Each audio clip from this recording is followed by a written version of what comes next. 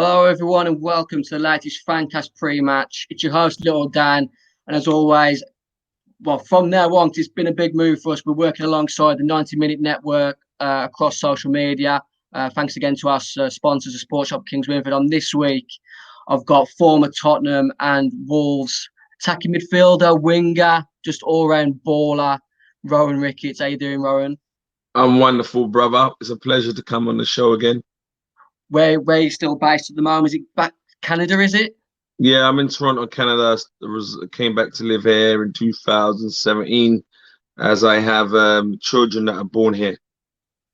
So you're still doing coaching for young lads?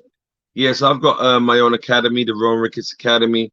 We do a lot of online training, virtual training, and we do in-person stuff where we work on young player development. I also do a lot of work in the commercial world of sports, mainly in football, looking for big companies that want to be corporate partners with teams in the Premier League, La Liga, or the MLS. So I've got a big deal that we're trying to work on at the moment. And what else do I do? Some TV work over here. Yeah, so I'm a UEFA A licensed coach also. Obviously, you had a brief period at Wolves. If you was looking back on yourself at Wolves, did you have an eye on coaching back then, or was it something that you fell into after retirement? No, I never had an eye on coaching back then, and I wish I did. I am an advocate now of telling young players that start your coaching badges super early, which people told us. But when you're a young boy running around making a lot of money, fame, a lot of distractions, you can sometimes forget to plan for your future. I was always extremely inquisitive about the game and knowing more, but I didn't take time to learn more about coaching back then. But now I absolutely love it. It's been a really natural transition for myself. I've seen a few of your sort of Insta live videos with the kids trying. They seem to be enjoying it. You seem to be enjoying it. So I hope that continues to go well. Let's jump right back to the start to when you were a young lad. How did you get spotted originally? I know you started your youth career at Arsenal, but where did it begin before that? So I'm from a place from South London, Brixton, Clapham. I'm born in Clapham. Mum lives in Brixton. And I was playing for a team called South London Select. No, originally I was playing for my school, Larkwood Junior School, and we was playing in a tournament, a five-side tournament in a place called Brixton and Ferndale. And I was playing maybe age group or two age groups up. And there happened to be a team there that were called South London Select. And a few of the players from that team, who in the end a lot of us went on and played for Arsenal's youth team, and one or two, I think one of them made their debut for Arsenal's first team. They were playing in this team, and they saw me playing, and they came up to me when we was on a bit of a break, and they said, "Hey, where you from? And what's your name?" And they ended up coming up to me and introducing me to their coach, whose name was Bill Golland. Bill Golland then got my family's number, took my number, and got in contact with my mum, and then they invited me down to training with South London Select, made the team, and then I became a main part of the team. And the coach, Bill Golland, who was extremely connected to Arsenal because of the players that he'd recommended in the past, I think players like Paul Davis, Kevin Campbell, he then recommended a bunch of us to Arsenal. And then we went down to Arsenal, and I think I was 9 or 10 years old, and then I stayed with them for, I think it was 8 or 9 years from then, and it was a phenomenal journey. I had opportunities to go to other teams, like before that, Millwall, Chelsea, who's the other one? Villa. And then as I got older, when I was playing for Arsenal, I had opportunities to join Ajax, and Arsenal didn't allow that to happen. But yes, I stayed with Arsenal for 8 years, 9 years. You made one first team appearance for Arsenal. Is that correct? Against the how do I word this? The Londoners' favourite club, Man United. Yeah, you know, our in the South league. London boys. In the Yeah, League yeah. Cup, they got Man United. Got the likes of Phil Neville, Dwight York, and a few others playing that day. In Arsenal, with a few youngsters, including yourself, and a decent striker called Sylvain Wiltord up front, absolutely demolished Man United that night. 4-0, was it 4-1? I think it was 4-1, 4-1 or 4-0. Yeah, it was interesting because I think we had a game. I don't know if we had a youth cup game. I can't remember what we had, and then a reserve game, and then we was at Highbury, and Arsene Wenger had asked, he named a few players, and he said they got to stay behind. I can vision it now in my head. It was just inside the Arsenal Stadium, the main entrance, and he said, "Rowan, this one, this one, this one, stay behind." And it was like, wow, it was a good feeling. Um, and then we was training. I was meant to start the game actually, and I was meant to start the game. I was playing central midfield, and Sylvain Wiltord, not Sylvain Wiltord, sorry, Gianni Van Bronckhorst was meant to play left back, and I don't know what Gianni said to the coach. I don't know what happened, and Giovanni said, and then said something, and Wenger changed it, and he put me left back in training, and then he put Giovanni Van Bronckhorst centre midfield. And then from there, when we was training, I think he took me out of the team because I wasn't naturally left back. I was a central midfield player. And then he took me out of the team and he put someone in at left back. I don't know if it was Giovanni. I can't remember who it was. And then I ended up being sub. And then I was going to come on earlier. And then, was it? I think my mate, it might have been John Halls, got sent off. That's And right. that messed things up for me. Anyway, I ended up coming on, but I think I even ended up coming as a left back. I can't remember exactly. I think I came in as a left back. It was good to get my debut. Wenger, he had a big influence on me and a lot of the players at the time, not just the club, like just like that youth team. We were very fortunate. A lot of the young technical players were very fortunate that Wenger came in at that time and changed the philosophy and the identity of the club. I actually had played for Arsenal's first team at 16 years old against Barnet. That was my first game, but it wasn't an official game, but it was a friendly game. And I was like playing centre midfield. I think it was with Vieira, and I was really good that day. And I thought I was going to move on quicker than I did because that was what was said to me by some of the coaching staff. Wenger was a big fan of me, but then things changed, and then at the time, Arsenal was one of the biggest clubs in the world. Sorry, not clubs. They are one of the biggest clubs. They're the biggest teams in the world. And that was what made it very difficult to break into that squad as a regular squad player or even a starter. I mean, you talked about working under the likes of Wenger. You are one of a handful of players who have crossed the divide from Arsenal to Spurs. You've worked under the likes of Glenn Hoddle, David Pleat, Jacques Santini. What's your memories from working under those four, and who sort of got the best out of you? Good question. Definitely not David Pleat. He didn't get the best out. Well, it's funny you say that. That's crazy, actually. My goals that I scored, the 2 goals that I scored for Spurs, came under David Pleat, which is crazy. Very ironic, but that was the one I least liked. Glenn Hoddle got the best out of me. Glenn and Martin Yo, but definitely I would say Glenn, because Glenn understood me. He understood what type of player I was, and he understood that I needed to kind of be given freedom to not have a free role, but to go and create. And I needed to be in the middle of the park because I had an eye for a pass. I could go by people. I could play off both feet, and I would get close to people. I'd put a shift in.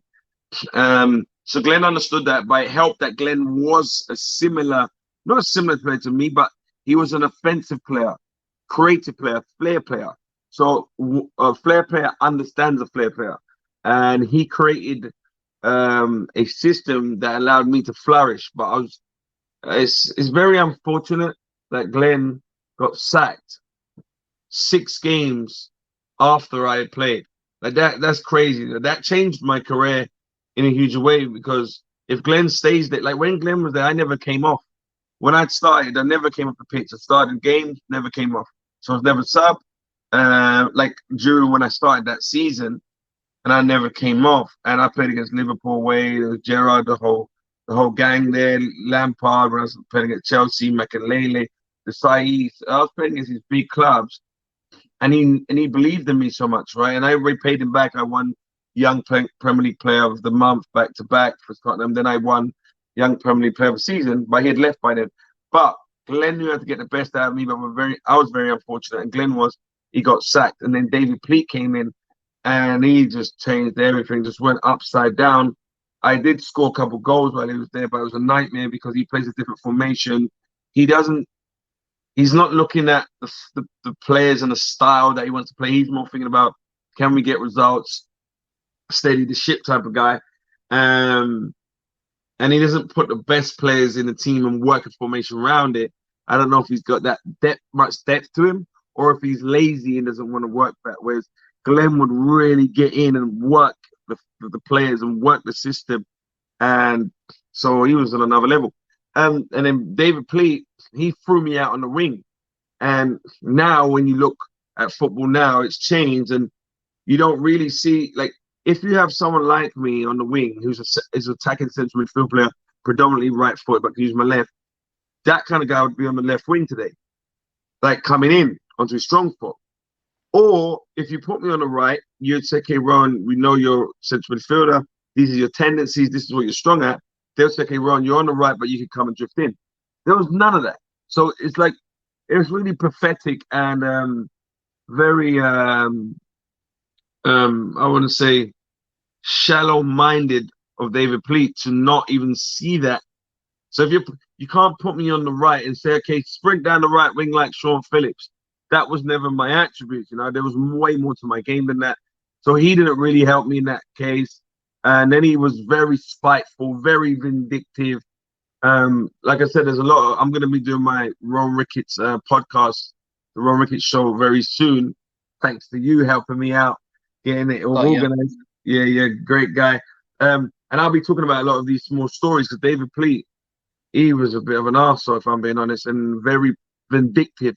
And people started to see it, like players, Jamie Redknapp, Robbie Keane, and other players, Ledley King, Anthony Gardner. They could see what he was doing, but they didn't understand why he was doing it, and neither did I. And I was a young guy, so if anything, I needed guidance. I needed someone that would take care of me, put their arm around me, and guide me. But he was literally just trying to make things difficult for me. Young boy coming up in the game who was an asset to Tottenham.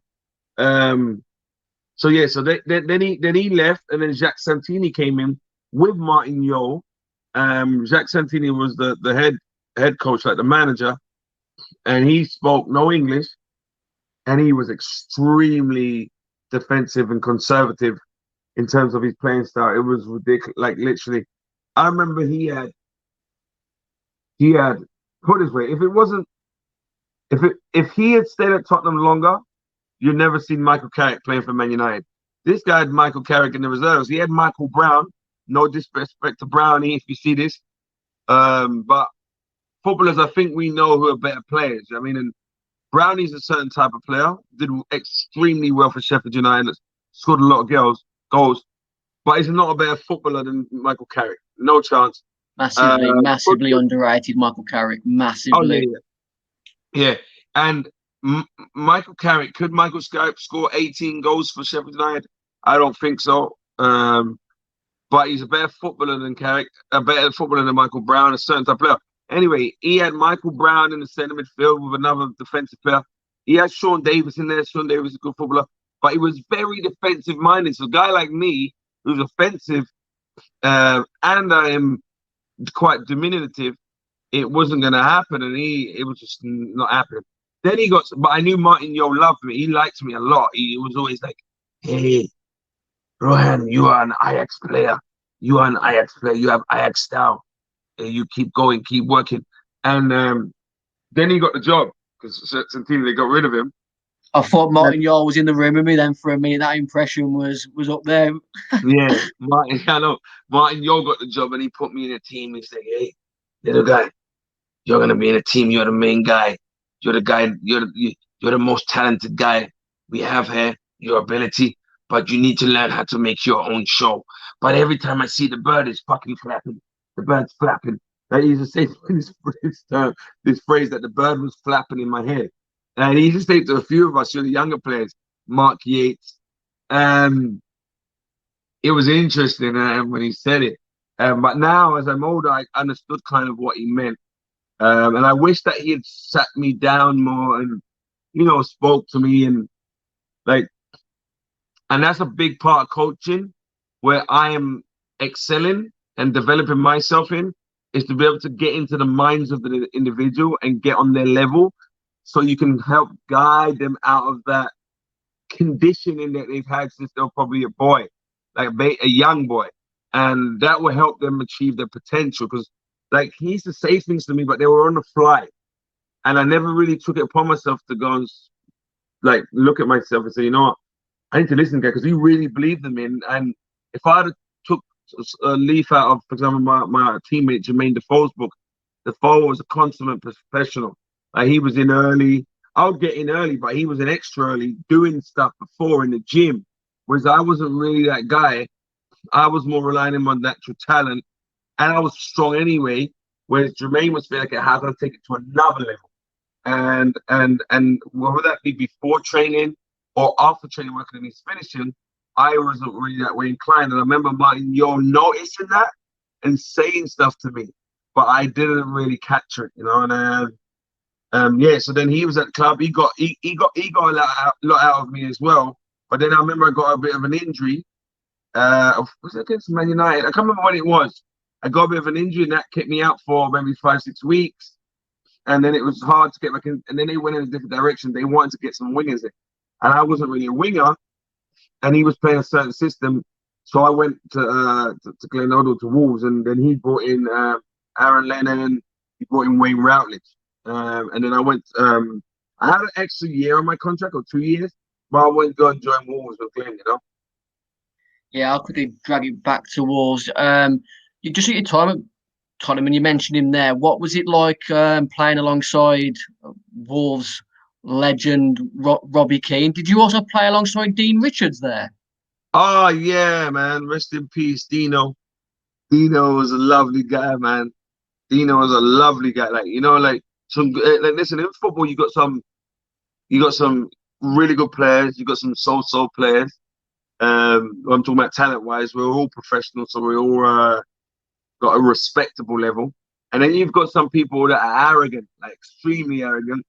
And then you've got people that are very humble, and just regular. They don't get caught up their own arse and caught up in their fame. And Dino is one of those humble, regular guy, just cool. Dino's cool. And I was a young boy, right? So he would look after me, and talk to me. And yeah, man, rest in peace, man. He's a lovely guy, man. Lean Dino. Love it. And he's a warrior as well. So yeah, I was with Dino at Wolves, and Robbie, I was with Robbie at Spurs. Robbie, legend. Like when I say legend, player-wise, phenomenal. If Robbie is a huge name, but if Robbie was Brazilian, even bigger, massive. Like I'm talking about, like wonderful talent, skills, step overs, drag backs, all sorts of stuff. Flick it over your head. He was a Brazilian. He's like an Irish Brazilian. Then what stands out for me was what he did for me. I spoke to Robbie in a long, long time, and I wanted to tell him I'll tell him thank you for this, because I told him, I think back then, I was on fire the season before I got my debut, didn't get my debut that year. And then we went away to South Africa. And I remember at the beginning of the season, Glenn Hoddle said to me, look, Ron, you're a rough diamond. Like, you can be a massive player for us. You're a rough diamond. You've got to smooth out a few things just in your game, but you can do things that no one can do. You can do things in this team no one can do. Keep working hard. I'm going to give you opportunity. I've got David Pleat, he said, working against you.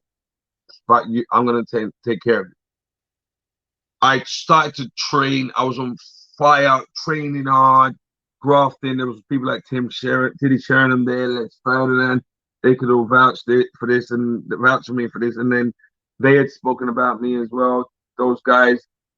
And we went to South Africa, and I was literally training out my skin.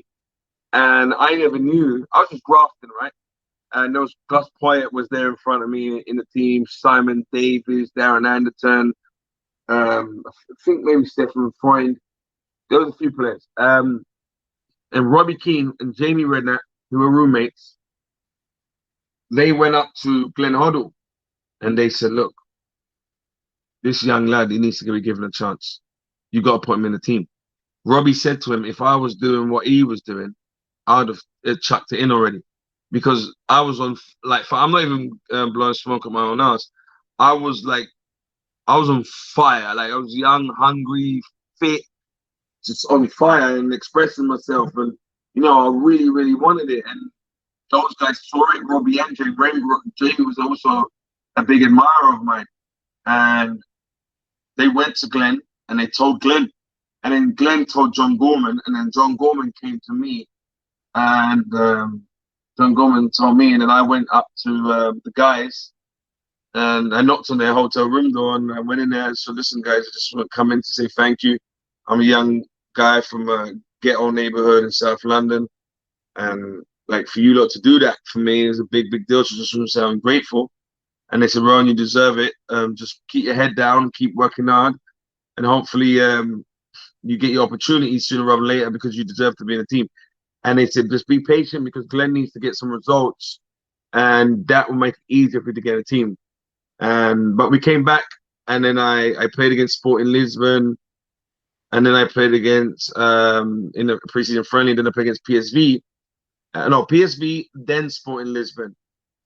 And then I got to start in the first few games of the Premier League and kept playing for a while. So shout out to Robbie Keane, the Irish Brazilian. I thought you were going to call him the Irish R9 then, and I was like, I know Robbie Keane's good, but he ain't that good. No. He's kind of like the Irish Romario. We'll give him I was going to say Bebeto then. Bebeto. Yeah, more skilled than Bebeto.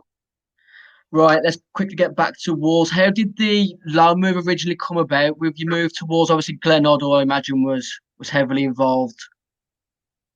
Yeah, Glenn, it was simple, right? So my agent, who's still close to me till today, Eric Waters. Eric Waters, phenomenal agent, and he just kept his ear to the ground and knew that Glenn was at Wolves and he's looking for that type of player. Phoned up, I think it was Jez Moxie. Jez Moxie was at the time. Yeah. And they spoke and they found out what the money was earning and stuff. And then Glenn just said, cool, look, I want to get him down there. And I think at the time I just came off injury. So it was a couple months to the end of the season. And for me, it was a no-brainer. I didn't want to leave the Premier League, but I wanted to be where Glenn was because Glenn understood me. He plays football. Glenn is a phenomenal coach and way before his time, he's a visionary. He's also a bit of a protege of Wenger and his style because he played for him before in France, but he's just phenomenal. And when I found out that he wanted me on loan, I was just wanting to play. Every footballer wants us to play. And I went down there and it was amazing. I had an opportunity actually to go to Reading. I had an opportunity to go to, what's the other team called? Sheffield United. Yeah. I had an opportunity to go to those clubs. I had an opportunity to go there on loan. And you know what's crazy? Reading was interested. David Pleat stuck the spanner in the works there. Slime ball. And then there was a time where, how he did it was why I say slime ball, because anyone that was listening to me and they might think, oh, why is he speaking like that about old members of staff? He must be bitter. It's not about bitter. It's how people dealt with people. He was an extremely spiteful man, and that's why I'm a bit bitter, to say lack of finding a better term. And then I was going to go to Sheffield United. I remember Neil Warnock. He was like, oh no, he said to Eric Waters that my age, he says, no, he's a bit lightweight. He's a bit lightweight to play centre midfield. That's what Neil Warnock said anyway. So I went to Wolves, played on loan, ripped it up, played against Sheffield United. This is where football's fighting. Played against them at Molineux, tore them to pieces, ran rings around a lot of them. And then I remember I'm trying to get the video clip of that game because I remember playing against Nick. I actually met Nick on my course. I remember Nick Montgomery and me centre midfield. I must have got the ball and took off, bam, shoulder to shoulder. Nick hits the floor, and I just take off running. And it was crazy because like people have this perception, the same perception. What's that guy's name? Jackson Tini had, but David Pleat had about small diminutive guys like me, or like you look at a player like Iniesta. Nowadays, Xavi, these guys were small guys, technical guys.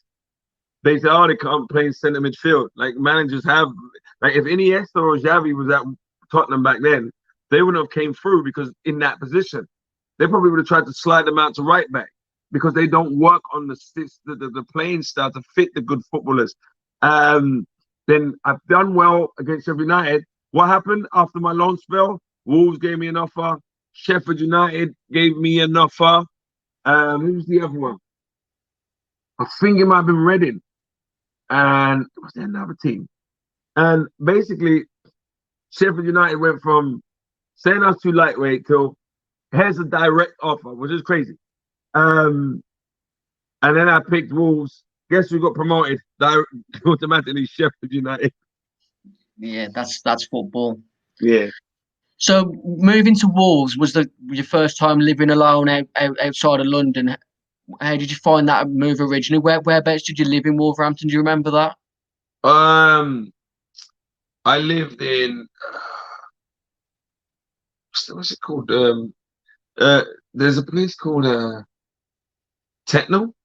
Yeah, that's not far from the training ground then. Yes, I lived there. I also lived in the mailbox. Yeah. In Birmingham. I miss some of the restaurants over there. So I lived in the mailbox for a while, and I lived in a place Tottenham. There's another place. Say somewhere in Wolves, in Wolverhampton. I think the majority of the footballers either live in Compton or Purton now. Oh no. I remember the name Compton, but Tottenham. And there was somewhere else where I think I lived periodically. And then I had a good long stint in the mailbox. But yeah, living alone for the first time was interesting. But well, I was alone, but I had a partner that I was with for a long, long time. She was with me from my Arsenal days, and then when I was at Spurs, and then in Wolves, Barnes, I'm not sure. So she was with me, but I was a difficult kind of boyfriend at the time.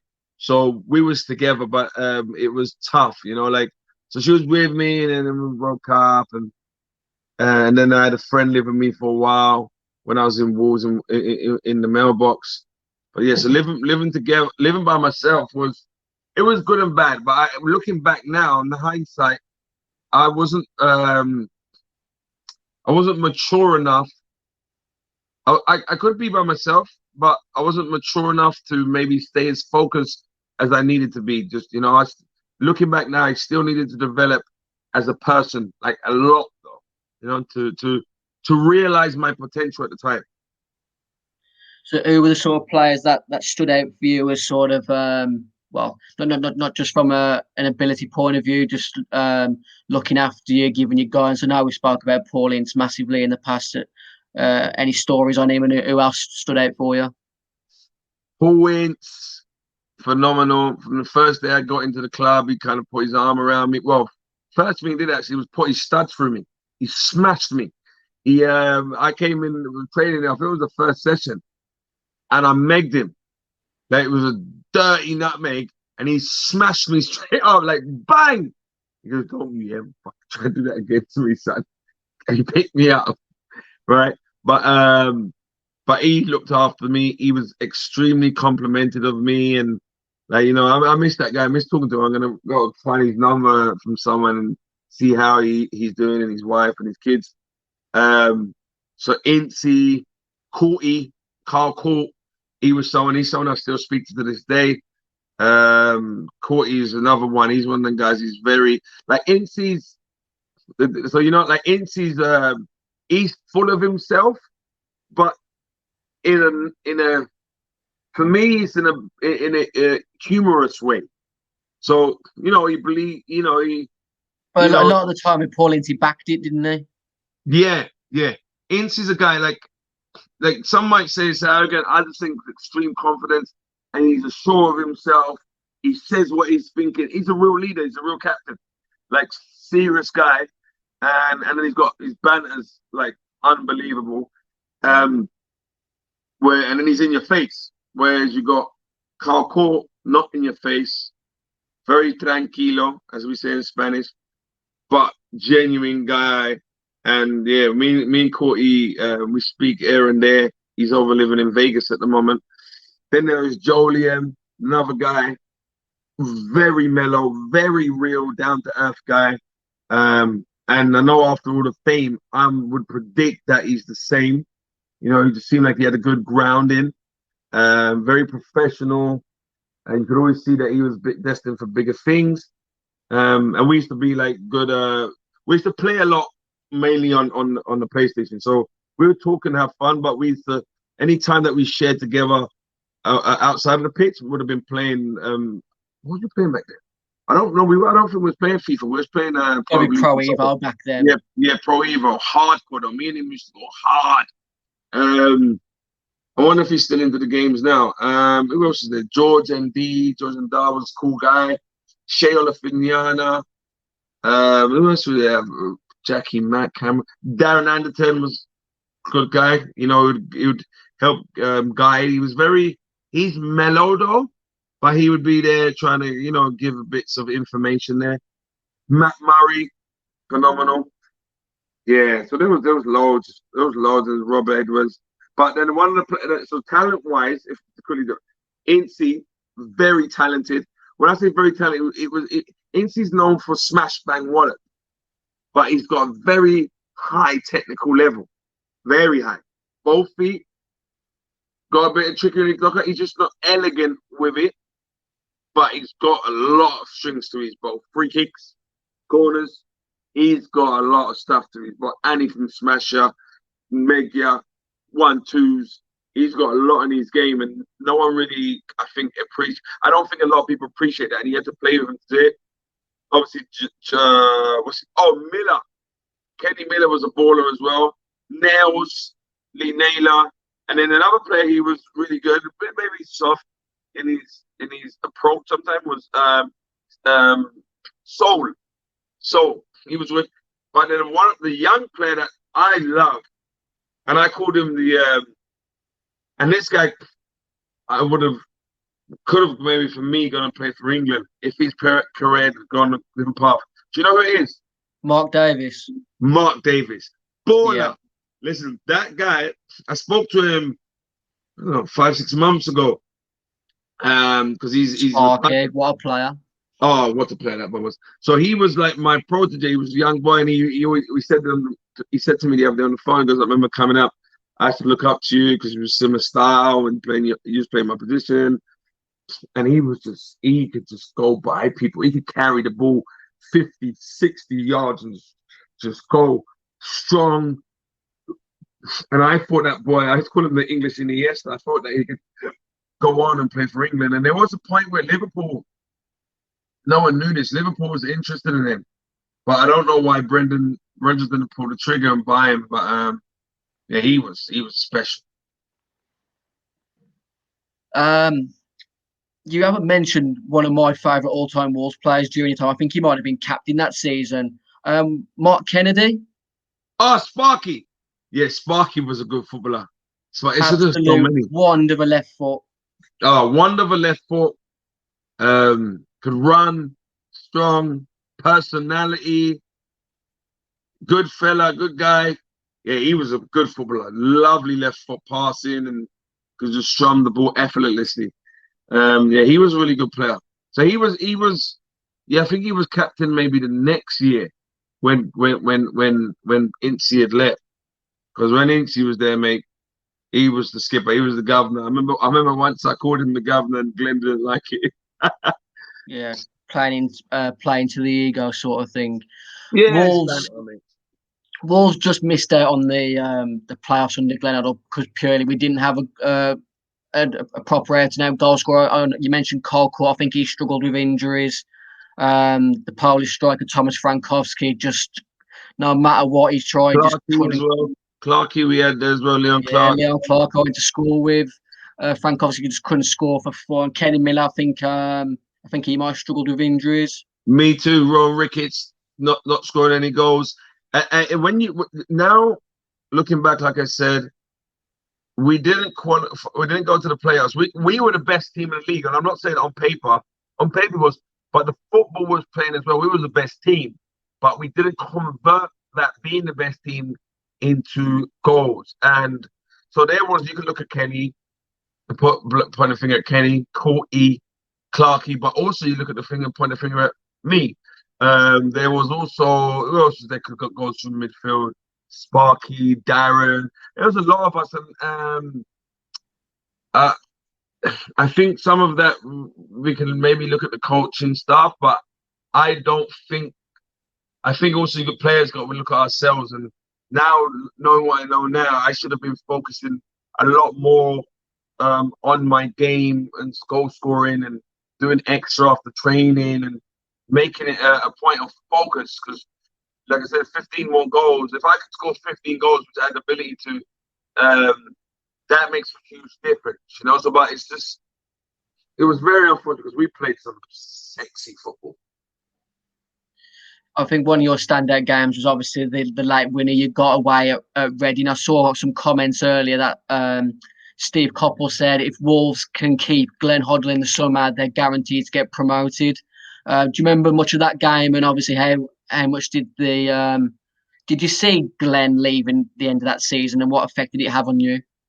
So you're talking about the game where I scored, right? So that wasn't Glenn. So did Glenn go there that year? Because the next year he was there. But I played for Wolves on loan the year before he got sacked. So that was the year before. It was the last game of the season, last away game. Scored a goal. It was a good game. I was playing against some old Arsenal teammates, Steven Sidwell and James Harper. They were playing central midfield. We played some good stuff because they were a really strong team, really tough team, and scored a wonderful goal.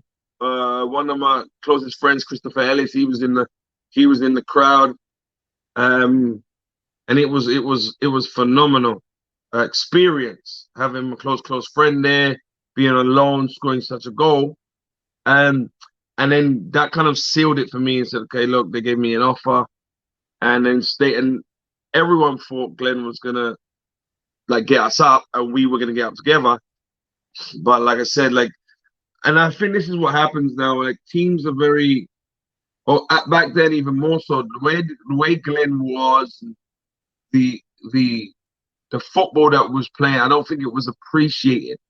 Like I said, Glenn for me, I'm honest about Glenn Hoddle. Glenn Hoddle, and he as a coach, he's phenomenal.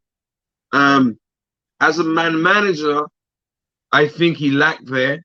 And that's not having a dig at Glenn, because I think we've all got our kind of flaws, but he might have lacked there, and that might have trickled down into other relationships that maybe he had in and around the clubs, and then in and around the club, and then people maybe start to come after him because he had his opinion, you know. And sometimes in football you have to be careful how you deliver that opinion, because some people will use that against you or may think, you know, they start to create these kind of preconceived notions about you, and when the results don't go well, they start to turn on you. And because he should have, that guy of that magnitude as a coach, and then how he made us play, he should be at least given another year.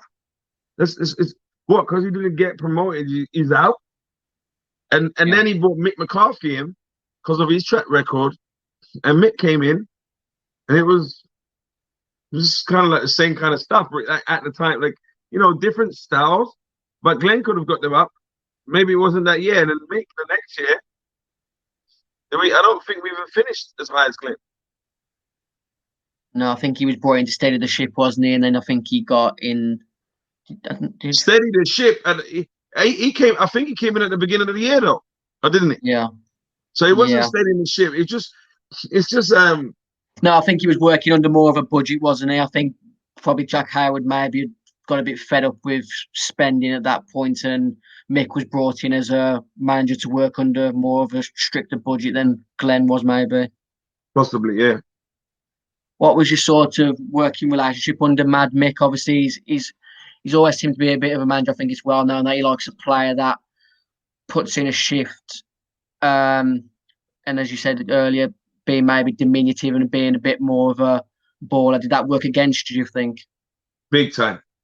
Big time. Like, but let me put it out there before I go into my experiences with Mick McCarthy. I got a lot of respect for Mick McCarthy, because he was a straight-nosed guy. Obviously, he had a bit of a nose on him, but he was a straight-nosed guy in the sense where he just tell you how it is. He literally just tell you how it is, straight, very honest with you, in your face, not behind your back. Love that about Mick McCarthy, and I learned a lot from him. That I went through some stuff with Mick, that looking back now, I learned a lot about myself. Like, he put me through some stuff, not deliberately, it's just because, it was nothing personal, but he put me through some stuff that revealed a lot about me now when I look back. But initially when he came in, I remember him walking around the dressing room and he said, "Hey, Rohan Ricketts, where do you want to play?" I said, "Central midfield." He said, "Okay, it's the strongest position." I said, "Central midfield." Then the guy just throws me where he wants to throw me. He put me right wing, and then he asked me to do stuff on the right wing. And I was like, what is this? Like, he was asking me to cross the ball. Like, there's coaches that know how to work with the better players, technical players, creative players, and they know how to work with them and put them in a system and a team that's also going to be solid. Some coaches, they know how to do that and they enjoy that. Then you have guys like Mick. Mick just wants to get the job done, so he'll look at, okay, I want to be solid, and then how can I, with this solid team, get some results? And so there's no aesthetic kind of value to the team and the way they're going to play. It's just like, let's get the job done. So he would have me, who had a bit of pace, not a lot of pace as much as people think, running down the right wing, and he said, "Look, before you get here, just put the ball in the box. It's percentages. Get the ball in the box, forget getting down to the byline and done one. No, early doors, down the line, 5 yards outside the box, get it in, balls in the box." So I was trying to do that, but I naturally don't think like that. And so I'm still trying to do it, but like, it's just kind of like it was taken away from my game, because I want to play, pass, combine, through balls. If I'm on the wing, I might put some in the box. I might dribble in. I might play a 1-2. Like, there's way more to my game, but he wasn't interested in it. And it was very difficult, extremely difficult. Then he took me out of the team. And then after a little while later, he put me back in the team, and he put me on the left. And I was, like I said to you, if you've got a talented attacking midfielder that's right-footed, naturally can dribble, go right, go left, it's got step over, it's got ability, can pass, can cross. If you've got all this stuff, that guy, you put him on the left wing so he can cut inside, maybe go outside. That's what you should do. And he did it, and it worked a treat. And I was on fire at that time. And I remember Mick done an interview where he said, "Look, if Rohan Ricketts keeps going," I think he said, if Rohan Ricketts keeps going, if Rohan could score a few goals, you're gonna have the biggest teams all coming to watch this kid. And I was just on fire, like literally, I was killing people. And I'm trying to find the video footage of those games to just kind of keep the memories for my children. And I was on fire, and then being on fire. I remember we drew. We lost 4 games on the bounce away from home. And Mick changes the team. And I was the most on-form player. I'm not saying this is what it was. I remember Jay Buffroyd was there at the time. A few people were there. And he goes, "Why is he taking you out?" I remember Matt Murray said, "Why is he taking you out of the team? You're our best player at the moment." I have a clue. But like I said to you, he didn't care that I was the best player at the time and most on-form guy. it was a thing of I need to make this team solid. So he takes me on the team. We had Birmingham City away. We're losing 1-0 with this more solid team. And then I came on last 10 minutes, put a cross in, bang. I think Jordy Craddock scored a header 1-1. So then I'm thinking, okay, at least I'm going to be on the bench again. I might be back in the team because we're at home now, thinking Sunderland, Sky Sports. I was out the squad. I was in the stands, and that was when I lost it. That was when I lost it, and I was like what's going on? How is this possible? But looking back on it now, I should have remained more professional, and understood like, okay, this is what can happen, and I just gotta go back to the drawing board and just keep doing what I do until things turn around. That's because basically that's all I can do. But I wasn't mature enough to kind of detach myself from my emotion, because my emotion was like going crazy and thinking, what's the point in all this and running, doing all the running, and if it's going to take me out of the team. And that's when I kind of took my foot off the pedal a bit, and I look back and say I messed up, because he offered me an extension at Wolves. I was meant to be at Wolves another year, and he offered me an extension, because the extension was in the contract, and he said we're going to activate the clause for the extension. And I was like, okay, cool. But that was when I was on fire and he saw I was doing well. But then when he pulled me out of the team, and I don't blame, like, I do like think, okay, you was wrong to that because I was on form. Like, what more do I do to stay in the team? But then looking back now, I point my finger at myself and say, you know what? I should have just kept working on it, because he brought in Michael McIndoe, and McIndoe wasn't doing the business at the time. But he wanted to put me back in, but my head was gone. And he saw that, and he came and sat me down and said, look, I can see your head's gone, and I don't want to, I'm not giving you the extension now because I can see that your head's not here. And it's gone. And he was right. So that's why now I try to give young players that I coach or come across good advice when it comes to dealing with those situations, because they happen everywhere. But if you don't know how to stay calm, you're gonna shoot yourself in the foot, you know. I don't want to put, excuse me, I don't want to put words into your mouth. During that little period that you had at Wolves, if there was a hybrid of Hoddle and McCarthy, would that have been the perfect manager for you at Wolves? Coaching wise to man management.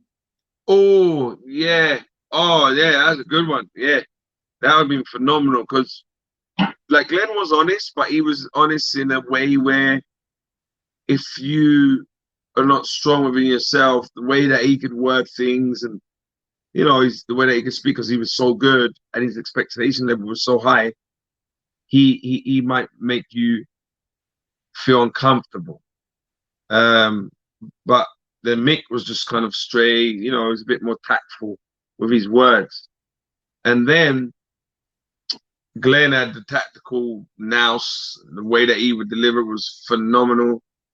And then he liked my style, and then he played me center midfield. And yeah, it's crazy, man. But Mick, shout out to Mick McCarthy, because he's an honest guy and I got a lot of respect for him. So from, as I said, Mad Mick to Mad Mourinho at Tottenham this season, what's been your thoughts on him? Mourinho? Yeah, at Spurs this season. We all knew the type of manager that he was. We know he can get results, but the Tottenham way of playing football was never really going to work under Mourinho, was it? I said that as soon as they signed him out. I didn't understand why they got rid of Pochettino. Similar thing, cuidado, mucho cuidado, okay? No quiero que tú caes ahí. So, Mourinho, Tottenham getting rid of Pochettino for me was similar to Wolves getting rid of Glenn Hoddle. It's like kind of team playing good football. Obviously, they were in the Premier League, but they got them Champions League final, nearly won the league at a point. Then he had a season but didn't go so good. Then no puede estar hablando, estoy hablando. Then he got sacked. Didn't understand it. Then they bring in Mourinho, who, with all due respect, he's not the Tottenham type of coach in terms of style. So it's very important to understand the identity of the club. Mourinho can go to a Man United, possibly a Liverpool, maybe Man United. He didn't go from Man United, but his style and how he is, especially if things are not going too well, he's very, very conservative. That is not fit well with Tottenham. And so if you don't get the results, forget winning the league and qualifying for Champions League, you don't play a good brand of football. Tottenham are known for that, because I always say to people, there is a lot of value in winning. But winning the Premier League, there's only one team out of 20 is going to do that. So what else do you bring to the table? Do you play a good brand of football? Like, am I going to pay money to go and watch you play this brand of football that I like to see, aesthetically pleasing, and then on top of that, we might win the game. If we win the game, oh, wonderful. Obviously, I'm not going to go there and be happy that we lose every week and we think that's an extreme situation. But play some good football. You got good players, but Mourinho was never that. And I was so baffled when they signed us. I want to see how this plays out. But it played out how I thought it was going to play out. And it's not because he's a bad coach or a bad manager, because he's not. Because the track record speaks differently of that. No, Santos, I see. But his style didn't fit with Tottenham. So obviously it's been a long while since Tottenham actually picked up any silverware. He would have had the chance against Man City in the League Cup. Is there really is there another coach out there in Europe that could beat Pep in a one-off game? Is there another Pep? Well, you've seen what's his name? Tuchel. What's his name? Tuchel or Tuchel? The Chelsea manager. Yeah, the Chelsea manager. Oh, I love it. He's phenomenal.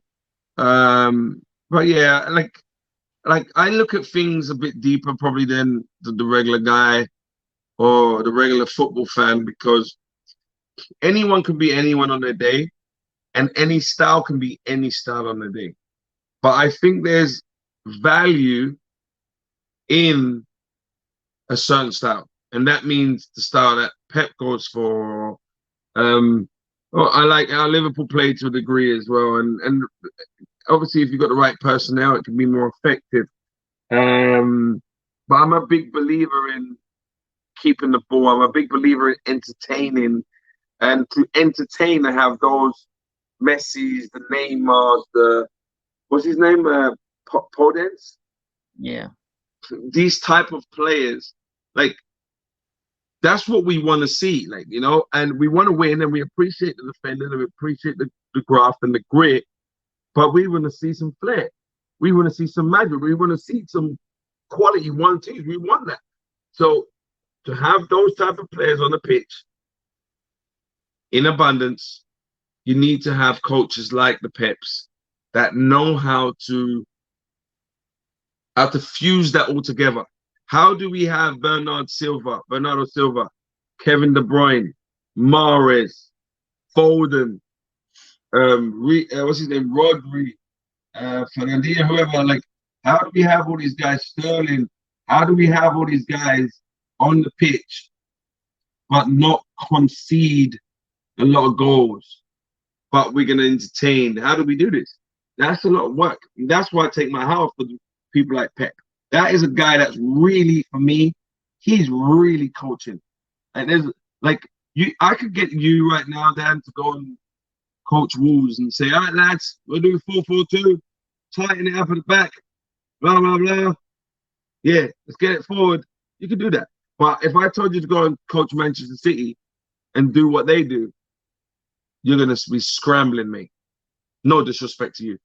I've taken it as massive disrespect. I haven't even got a Premier League title on Football Manager, but I'm taking massive disrespect there. Anyone can do what Pep Guardiola does with the resources that he's had. The amount of money that he spent on left backs alone, you would expect him to win at least the Premier League title every other season as a minimum.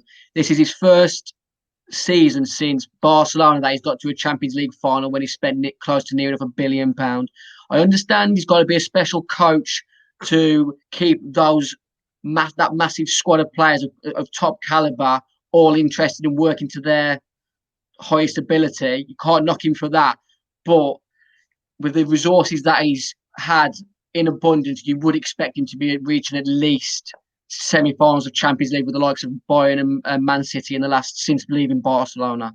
Yeah, I think that if you go and look and if you go and watch games, which you do often, you see that, like, you made a good point, a very good point. You said that his objective is to get them to work at a certain level collectively, individually, and then ultimately collectively to achieve an objective, which is winning silverware. That's to achieve the objective, but he already does his bit to get them to that level. But then there's small little details. Oh, the guy didn't put it in the top corner. Nothing to do with Pep. Oh, the guy slid it across. I remember, I think it was a game against Chelsea at City. The year when Liverpool won it. They should have beaten City. Sorry, they should have beaten Chelsea. Shoulda, coulda, woulda. They did not. But they had outplayed them. But they didn't put the ball back in the net. Missed chances. Those stuff are out of Pep's hands. Like Pep says, Pep prepares a team to be good tactically and stuff, and the morale. And then once he develops them to get them up to the last quarter of the pitch or last third, then it's on them to go and make the right decision. So his teams played a certain style. They've been good, and I judge him on that over the long period. Whether they win or not, I don't judge him fully, because sometimes it could be one player's bad technique that then all of a sudden says, oh no. Now right now people are saying, oh, Pep, is he one of the greatest and all that? Why? Because the goalie played well and the defense played well, and then, like, no, they did that before, but guess what? The striker didn't put in. This year they put it in, and this year Liverpool's thing that happened. So I think that we have to give credit when it's due for what he makes them do. Brilliant, they won it. Now they've got to the Champions League final. Oh, okay, good, wonderful. But last year, was they in the quarters last year, or they got knocked out? Quarters again, yeah. Who did they get knocked out to? Was it was it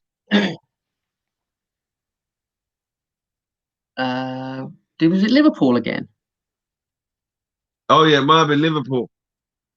So yeah, it might have been Liverpool. I think you're right. Or was it? Oh no, Tottenham. Tottenham, yeah, that's it. Yeah. Yeah, Tottenham. And then if I think it was the last minute, I can't remember what it was, but if we go and watch the game, maybe Tottenham, maybe Man City dominated the game, maybe they missed chances. What can he do?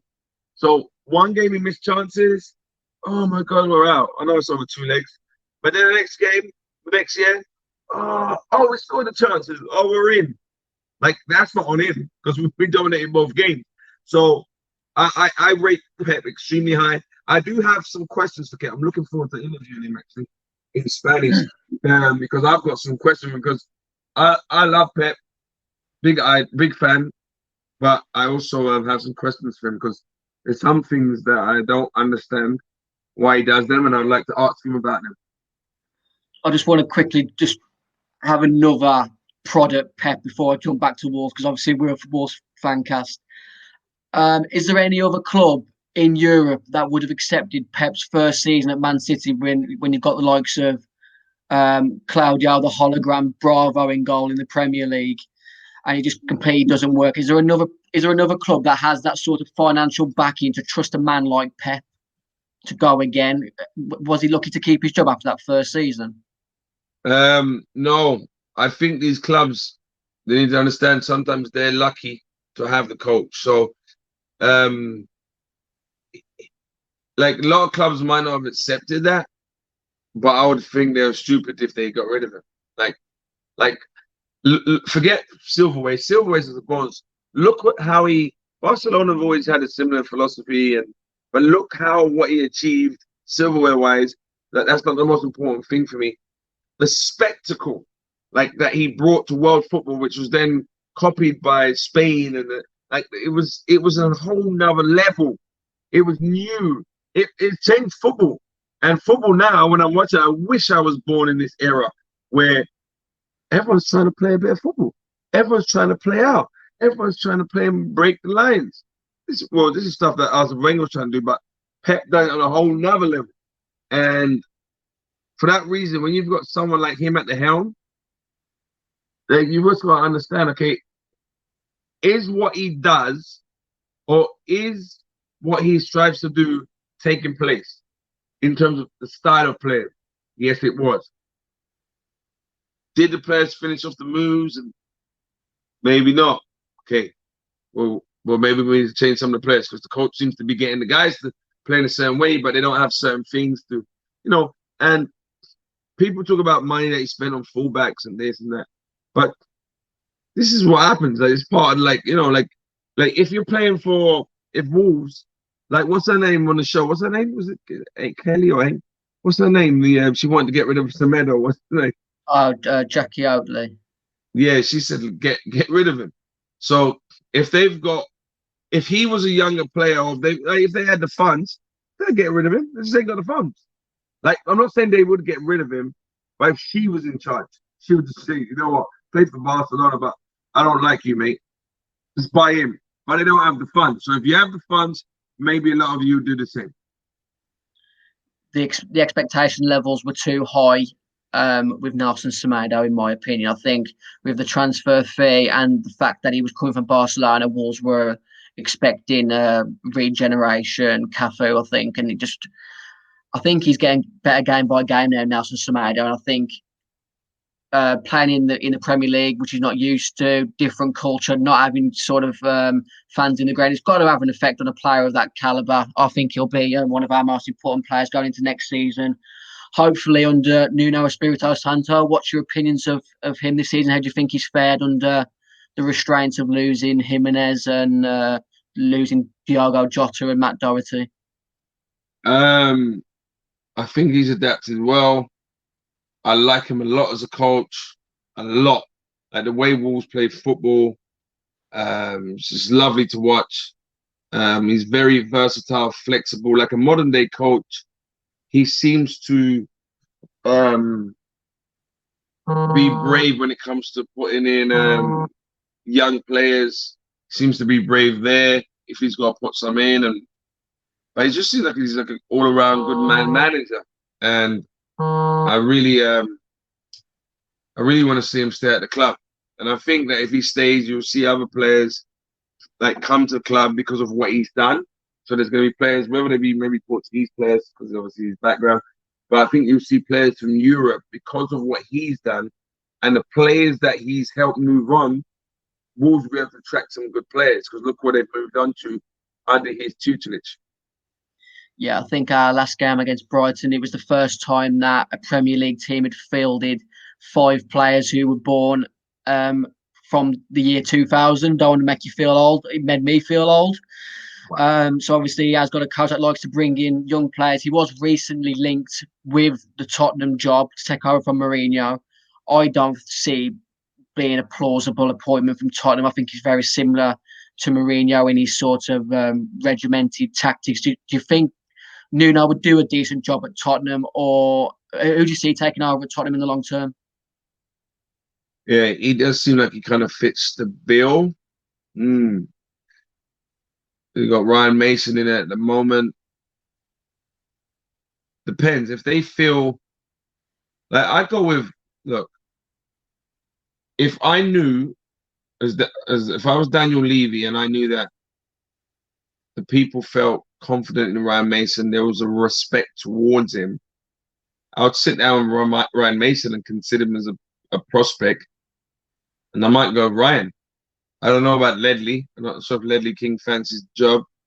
Like, I would probably do something different. Because the thing about it is those guys have been at the club a while now, especially Ledley King. And I would probably be tempted to go in with one of them. I'm not sure what the big deal would be to go and put a Nuno ahead of a Ledley, even though he's got more experience. Doesn't mean anything. He just had Jose Mourinho, who's got more experience than all of them, and he didn't do to get the job done. So if I was them, if the philosophy of Tottenham falls in line with the philosophy of Ryan Mason or Ledley King, give them the job. So obviously both teams are sort of coming towards their end of their season. As Tottenham are still sort of fighting for the European places. Wolves are pretty much on the beach to a degree now. How do you see the game panning out on the weekend? Obviously Wolves are still sort of bedding in our youngsters, the likes of Fabio Silva, Vitinha. What have you made of the likes of those two young players that I just mentioned? I think they're good young players. I think they're coming through in a system which is going to allow them to prosper because of how Nuno likes to play, and hopefully they can grab their opportunity because I know he's interested in giving young players a chance, but then you got to make sure you grab your opportunity. But they're good enough. They're good enough to be at that level. Saturday, well, is it the game on Saturday or Sunday? I think it's Sunday. Yeah. So the Spurs Wolves game, it's gonna be a good game. Spurs at the moment, they're in a dangerous. No. They're for me, they're more dangerous now because Ryan Mason, I've seen he's more offensive. So he's more offensive. He didn't really go too well against Leeds. Leeds are a tricky team to play against because how they play in the transitions. But they've got players now. They got Bale. They got who's it? Lucas Moura, and there's another one playing in the hole. They've got a more offensive team, and they think differently. So that's a more dangerous Tottenham than before. Even like I said, even though they lost 3-1 to Leeds, so it's going to be very tough for Wolves, and they're going to be at home.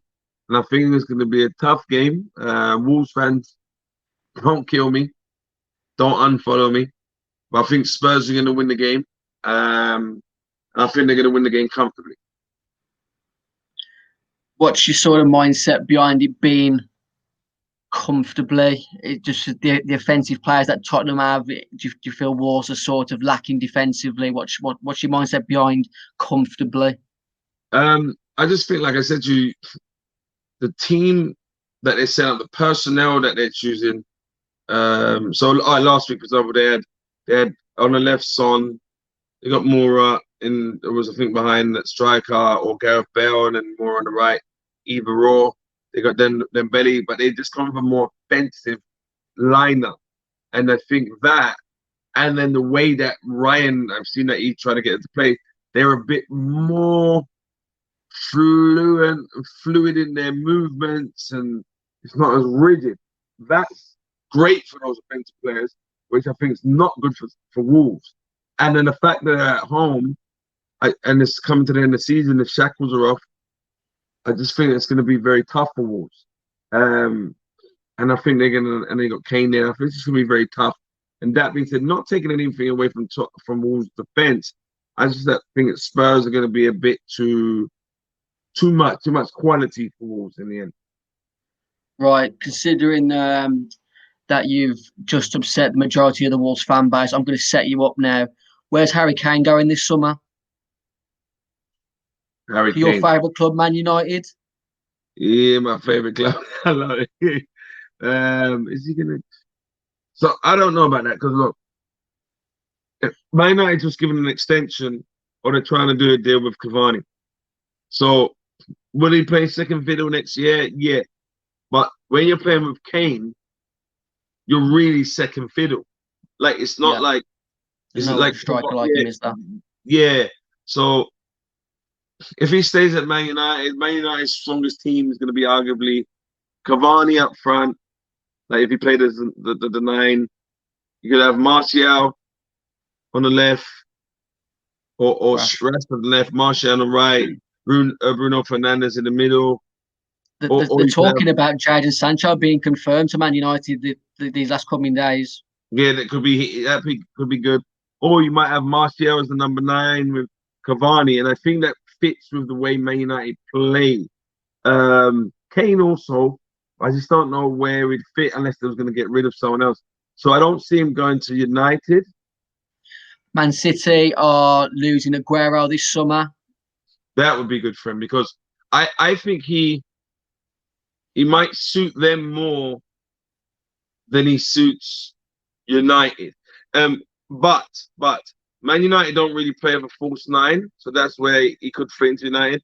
But the way that Man United play football and having him up there, he's a good Harry Kane's a very good footballer. He's not just a goal scorer. He's a very good footballer. He also has false nine qualities and attributes to him.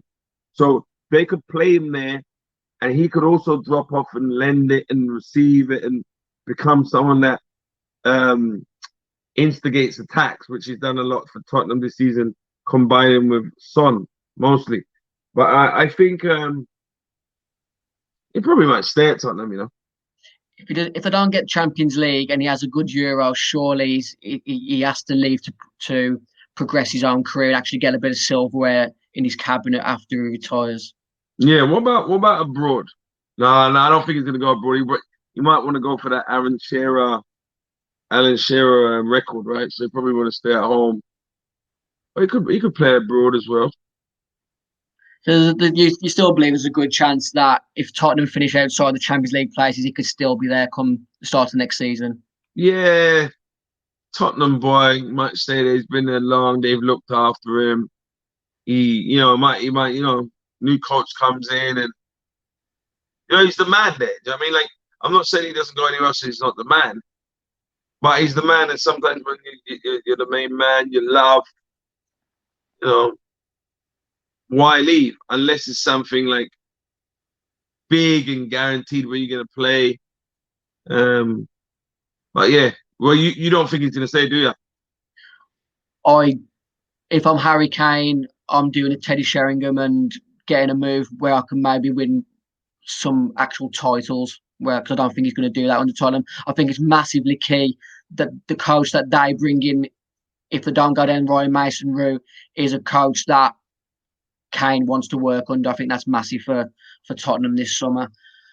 I'm going to call it a day here, Rowan. I really appreciate your time on the Fancast pre-match this evening. Is there anything else you want to talk about before we go? Obviously, one last shout out for your podcast that's going to be starting up soon. Yeah, I'm going to start that very soon. Shout out to them for helping me with the podcast. I really appreciate the guidance you've given me. So the Rohan Ricketts show. I did a few episodes last year, but then I stopped it. But now I'm going to be picking up regular. I'm going to be doing stuff like there's going to be interviews. There's going to be weekend reviews where I'm going to give my opinions in short kind of bursts. Then there's going to be more in-depth stuff. I'm going to be talking about finances with players. There's going to be a lot of stuff that I'll be discussing, and not just football. I'll be talking about other stuff that are outside of football. Because I'm a guy that's very curious and interested in other topics. So there'll be a lot of stuff, and I speak fluent Spanish, so I'll be speaking to some people in Spanish. So make sure you subscribe. First of all, go to the Rohan Ricketts, RohanRicketts.com website, and there you can subscribe to my newsletter, and there you'll get all the information. So the RohanRicketts.com newsletter, and and then I'll be putting my podcast. It'll be video, just like this is, and then there'll be the podcast version. Then there'll be an article version. Then we'll have little videos. So look out for the content. And when the content comes out, everyone, give me feedback. If you think it's garbage, say, Ron, that's trash. If you like it, say, I like that, Ron, and I like it for this reason.